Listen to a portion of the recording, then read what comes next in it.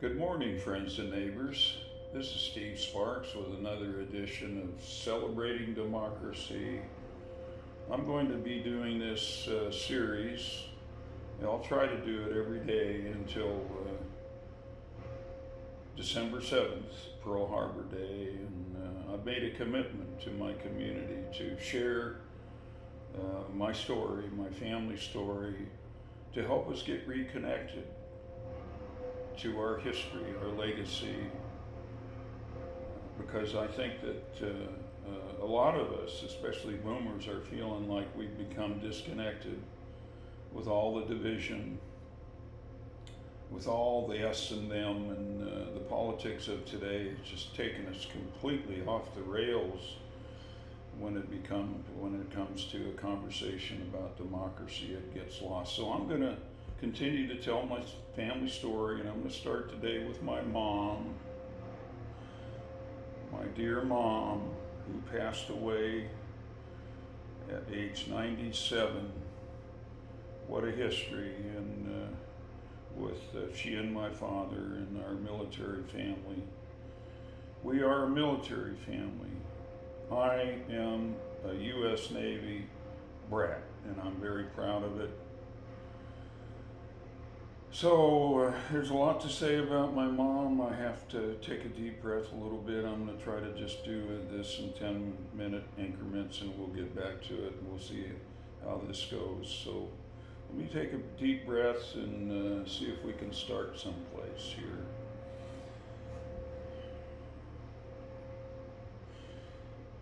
My mother, Marcella C. Sparks, maiden name Schaub, was born in 1918 in St. Paul, Minnesota. Her mother and father were immigrants. My grandmother, Nettie, and her twin sister, Natalie, arrived in America in 1900. Nettie and Natalie from Luxembourg. How about that? My heritage is in Luxembourg. They came to America with hope and the dreams that most immigrants come to America for. And they met up with another couple of twins. My grandfather, Albert Schaub, and his brother were twins. And the four of them got together as friends, and they fell in love. So that was the beginning of the Sparks family. So they all settled in St. Paul, Minnesota, near the St. Paul Cathedral, in the vicinity of Central Avenue there. That was a conclave of immigrants and from all over Europe, mostly Germans, Swedish families lived there, and they were strict Catholics.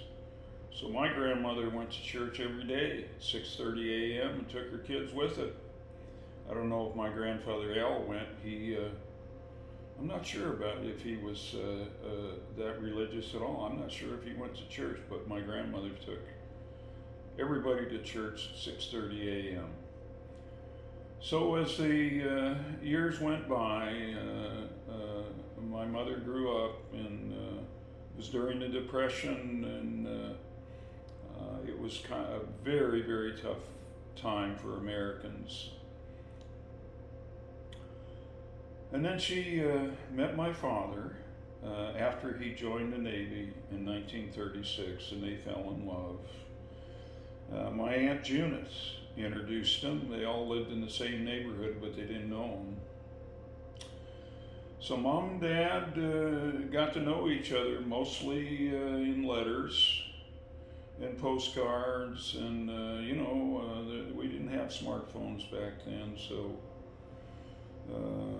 after a few years, my dad proposed to her in a letter and asked her to come to Long Beach, California, where he was stationed at the Naval based there, and he was assigned to the USS West Virginia. So my mother got on a train in St. Paul in the summer of 1940, and for the first time in her life she left St. Paul, and she was so amazed by America when she was on that train toward Long Beach, California. She just thought of the fruit. She wanted to have fresh fruit. And that's what she thought about. She thought about a whole new life with her husband, Vernon, who was a Navy man, and it was a time of lots of stress. Everybody knew that war was right around the corner. So my mother and dad had a beautiful honeymoon in Long Beach. I think that was the happiest time in their life. So in the summer of 1941, my dad sailed off to the Pacific. I don't think that anybody knew where he was going. It was a secret. And my mother was pregnant with her firstborn son, Jerry. And you can imagine, just think about the feeling of your husband sailing off in Long Beach Harbor, heading out to sea, and you knew you wouldn't be communicating with him. You didn't know where he was going. You just had faith that he would return.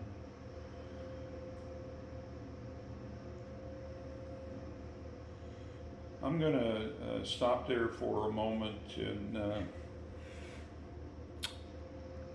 I want to pick up on this next time, but I want to leave you with a little excerpt from my book, and it comes from my sister Laura. All my family members helped me write. It contributed to my book, Reconciliation: A Son's Story, and I so appreciate that.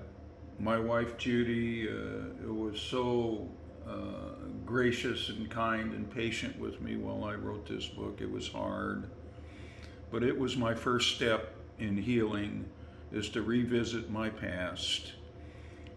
And I cried a lot when I wrote this book, a lot of emotion in it. So if you want to read it, please go to my Amazon author page. Just look up Steve Sparks, Reconciliation: A Son's Story. But let me tell you what my sister wrote.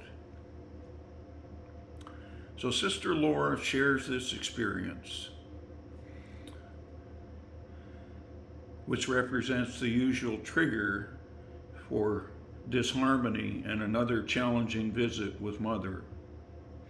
As Laura tells the story, Mother launched into a speech about how she taught Laura how to make potato salad, but she still couldn't make it right. Laura didn't put enough mustard in the salad, according to Mother. The worst part of Mother's tutorial and statement that could have caused World War III again for the 100th time, she shouted, "That isn't the way Danny likes it." Danny's my brother, my little brother. "He likes my potato salad the best because I put enough mustard in the recipe." So that's my mom. She was a simple person, a loving person, but she had, like all of us in those times, military families, we had challenges, emotional challenges. We had mental health issues that nobody understood. We had no idea what was going to happen in our lives. All we wanted to do is keep the home fires burning and pray. And my father survived, like millions of men at war during that time, because in their minds They were going home. They were going home. Not all of them made it, about 50% of them made it, but they knew they were going home. And my father thought about his firstborn son that he didn't get to see until the war was over. So I leave you with that. Think about your families. Think about your forefathers.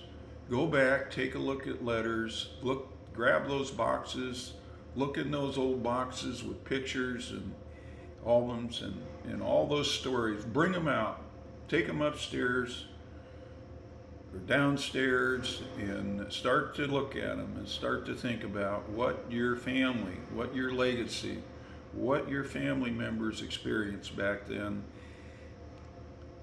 when World War II. It was the terrible, terrible time that I think we all should remember. So I'll see you next time. Steve Sparks, collaborating with Pacific Northwest News and Entertainment. See you next time.